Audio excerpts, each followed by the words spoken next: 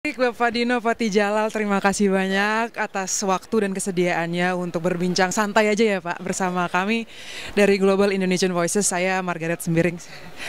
Bapak Dino adalah seorang penggagas dari Kongres Diaspora Indonesia yang pertama kali diadakan tahun lalu di Los Angeles ya Pak.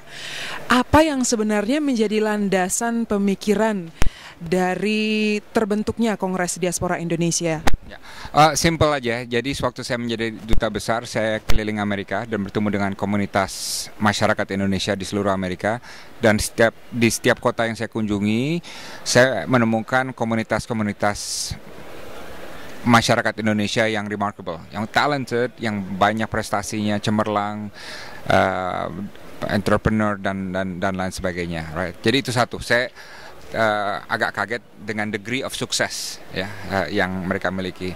Tapi saya juga sama kagetnya ketika menyadari bahwa banyak di antara mereka yang tidak saling kenal dari satu kota sama kota lainnya. Jadi banyak dots-nya tapi unconnected.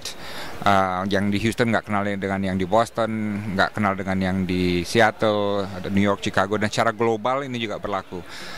Mereka tidak kenal dengan yang di Tokyo, yang di Cape Town, yang di The Hague, dan lain sebagainya. Jadi dari sana timbul gagasan untuk melakukan sesuatu untuk merubah titik-titik ini menjadi suatu komunitas global besar. Dan di sini kita mulai menemukan istilah diaspora karena kita ingin agar tidak hanya WNI aja, tapi orang yang berdarah dan berjiwa Indonesia. Ya.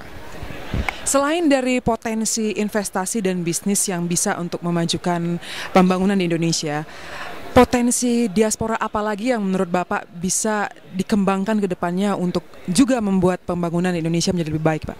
Menurut saya potensinya tidak terbatas, unlimited. Bisa ada yang sifatnya filantropi misalnya, ya orang yang hanya ingin menyumbang dan itu sudah banyak.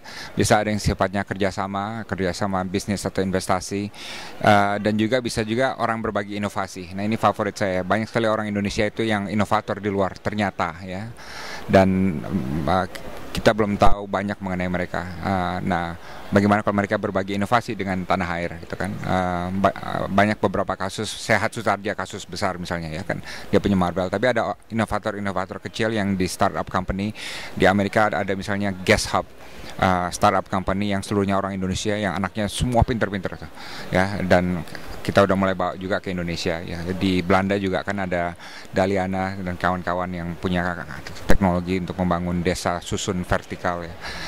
Hal-hal seperti itu. Tapi menurut saya is unlimited, the potential, ya, ya.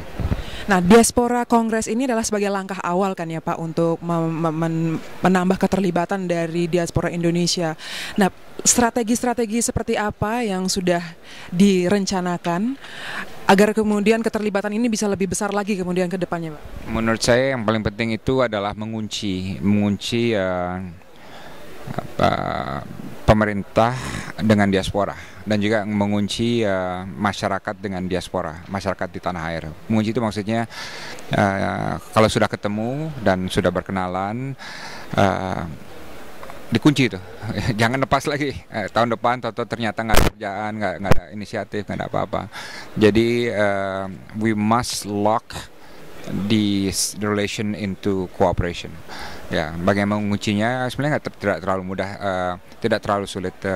Tampilkan saja program kerjasama yang konkret, adakan pertemuan rutin, ya kan, adakan target-target bersama gitu, dan demikian kedua belah pihak itu dikunci dalam kerjasama ini. Ya. Bagaimana menurut pendapat Bapak tentang suara-suara yang mungkin sedikit skeptik Pak tentang adanya Kongres Diaspora ini? Bagaimana Bapak menyikapinya? Oh, saya senang sekali. You know why? Because bagi saya, tell me something cannot be done, and I want to do it even more. Waktu kita melakukan Kongres Diaspora di LA ini, tidak ada dana, ya, konsep masih diaspora siapa kan nggak kenal diaspora itu apa. Jadi istilah diaspora aja orang nggak ngerti apa, dan kita nggak tahu, orang masih bertanya-tanya buat apa saya ikut dan lain sebagainya. Tapi ternyata Kongres Diaspora itu walaupun 1000 skeptik, kita kerja, kita yakin apa yang kita kerjakan dan akhirnya terjadi dan menjadi sejarah. Dan sekarang terus menggelinding. So, Kongres Diaspora ini dimotori oleh doers, ya. there will be 10,000 nayers, ya, people yang akan bilang tidak bisa, jangan, nggak ngapain, ya, nggak apa-apa, kita melakukan ini agar suatu hari the nayers ini juga akan mengambil keuntungan, right? Tapi saya senang sekali bahwa suara skeptik itu semakin memacu kita semua untuk lebih berprestasi dan lebih fokus dan lebih membuktikan eksistensi kita, ya. Nah, Bapak tadi bilang bahwa orang-orang Indonesia di luar negeri itu banyak yang inovatif ya Pak ya. Nah, salah satunya ini kami di Global Indonesian Voices juga berusaha sebetulnya untuk membantu Indonesia itu lebih mendunia gitu Pak. Nah, kalau Bapak dari perspektif Bapak sendiri bagaimana kami bisa membantu inisiatif yang sudah Bapak mulai untuk menggabungkan suara orang-orang Indonesia yang tinggal di luar negeri untuk bisa menjadikan bangsa Indonesia lebih besar gitu? Menurut saya yang paling penting dua hal. Pertama, get the stories of Indonesia out, ya, dan the stories of Indonesia ini tidak otomatis apa yang kita baca di koran-koran atau di media-media yang mainstream, ya. Banyak sekali cerita-cerita yang inspiratif di masyarakat, ya, yang belum tercover itu, ya. Saya sendiri sering kali menemukannya. Jadi get these stories out, ya. Tapi kedua, juga get the diaspora stories out to Indonesia. Menurut saya penting sekali ini. Mengapa? Karena lama sekali kita agak sedikit minder, karena setiap kali kita bicara mengenai orang Indonesia di luar negeri selalu masalah tuh. Ya, kan ada pembantu yang dipukuli, ada TKI yang dirampok dan lain sebagainya gitu. Jadi ada kesan inferiority complex kadang-kadang, ya, bukan selalu tapi kadang-kadang gitu.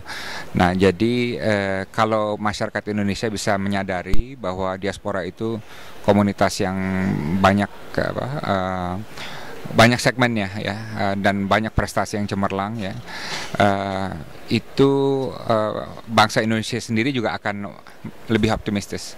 Selain diasporanya juga akan lebih optimistis. But we need to get these stories out among the diaspora gitu. Iwan Sunito baru ketahuan, Sehat Sutarja baru ketahuan. Kalau Sri Mulyani orang-orang semua udah tahu, ya. Dan banyak lagi. Setiap hari tugas saya itu adalah, favorit saya adalah menemukan this inspiring stories di kalangan diaspora Indonesia. Apakah Bapak punya pesan-pesan untuk kami diaspora Indonesia yang di Singapura pada khususnya dan juga yang di dunia pada umumnya tentang koordinasi dan juga kerjasama ini, Pak? Kalau mengenai Singapura, mungkin tidak banyak diketahui, tapi saya diaspora Indonesia di Singapura. Karena dulu saya sekolah di Singapura, saya di Holland Village, dan rumah saya dulu di Rebecca Road. Dan zaman saya di Singapura dulu masih ada kampung. Kalau sekarang kan sudah tidak ada kampung lagi. Tapi pengalaman saya di Singapura is very rewarding to me, dari segi intelektual dan wawasan dan lain sebagainya. Jadi saya harap diaspora Indonesia di Singapura itu bisa memanfaatkan segala fasilitas dan sumber daya dari Singapura, tapi juga dimanfaatkan untuk Indonesia kelak gitu, ya. Karena Singapura is exceptional country, ya kan, negara maju yang ada di tengah Asia tuh, ya kan. Satu, kalau global diaspora itu saya harap dimanapun Anda berada, bergabunglah dengan IDN, ya, Indonesia Diaspora Network, dan lihatlah potensinya, lihat potensi Anda, dan yang penting itu adalah membangun jaringan, karena saya percaya sekali kalau jaringan itu adalah sumber dari kekuatan dan sumber dari peluang, right? Nggak peduli orang miskin apa, tapi kalau dia jaringannya banyak, dia otomatis akan jadi kaya gitu. Jadi mudah-mudahan bisa memanfaatkan jejaring IDN yang sekarang sudah mulai terbentuk di berbagai negara. Baik, terima kasih banyak Bapak Dino Patijalal atas waktunya.